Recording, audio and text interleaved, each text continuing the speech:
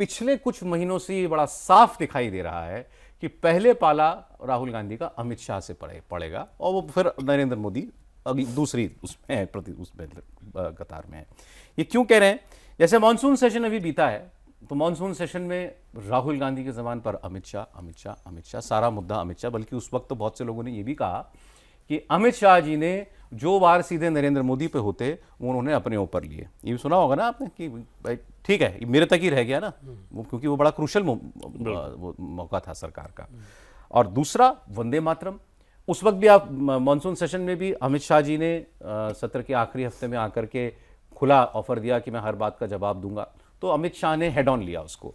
दूसरा, अभी वंदे मातरम पर जिस तरीके से कांग्रेस पार्टी ने यह फैसला किया है कि वो पूरा वंदे मातरम नहीं गाएगी, चाहे सरकार का कानून कुछ भी हो, लेकिन हम केवल 2 पैराग्राफ ही गाएंगे। इस पर आज अमित शाह जी ने ही आकर कांग्रेस पार्टी को जवाब दिया।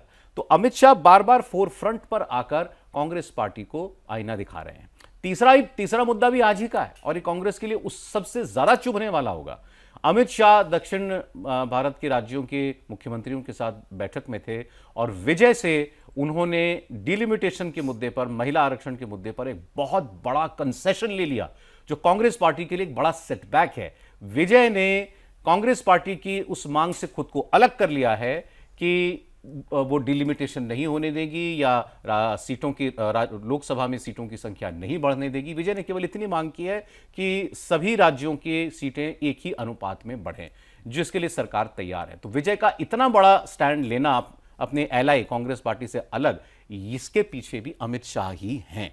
तो राहुल गांधी के हर वार का जवाब पलटवार अमित शाह कर रहे हैं। हाँ बिल्कुल सौरभ, और इसको ऐसे इस बैकग्राउंड के हिसाब से समझकर फिर अगर आगे हम लोग बातचीत करें तो ज़्यादा आपको दिलचस्प रहेगा कि जैसे अमित शाह जी की फैमिली की अगर आप बात करें सौरभ, तो उनके 7 पीढ़ियों में किसी ने कभी कोई थाने का मुंह नहीं देखा था और बहुत संपन्न उसमें बिजनेसमैन फैमिली से आते हैं। मतलब उनका जो पैटर्नल घर था, अब तो नया बना दिया गया वहाँ पे, तो उसमें पुराने वाले घर में भी सौरभ उनके लगभग 36-37 कमरे थे। अच्छा, उस तरह की पृष्ठभूमि से आने वाला व्यक्ति, उनकी माँ शुद्ध गांधीवादी विचारधारा वाली, और उस व्यक्ति को कांग्रेस पार्टी की तब की केंद्र की सरकार ने किस तरह के मामलों में घसीट के जेल भिजवाया, राज्य से बेदखल करवाया। तो वो आप उस टीज़ को के हिसाब से आप समझिए कि अमित शाह जी को कैसा लगता होगा कि राहुल गांधी जी की जो पार्टी है, उनकी जो केंद्र में सरकार है, उनके साथ क्या किया और किस बात के लिए किया।